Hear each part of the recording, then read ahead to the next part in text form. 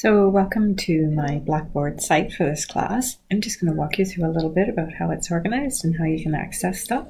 So each week, if there's an announcement, you'll find it under this first tab, which is for announcements. I've done a little introduction about myself, so you can navigate there and read a little bit about me. And then I've asked you to use this tool called VoiceThread to let me know a little bit about yourselves. And we'll be able to see each other's threads and get to know each other a little bit.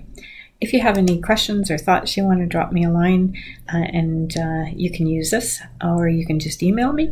I run office hours, which is where you'll come in to join those office hours by just clicking on that interface, and you'll be able to pop in kind of virtual office hours if you don't like to send emails. The next thing you'll see on the interface is that there's a calendar, a course calendar, and when you click on that course calendar, once you see that there's an assignment that's due, when you click on that, it'll actually take you right to the assignment, so you can navigate right to the assignment using that interface. Okay, and then each week you'll see the modules are introduced. So introduction, and then they're a deeper look and considering current practice.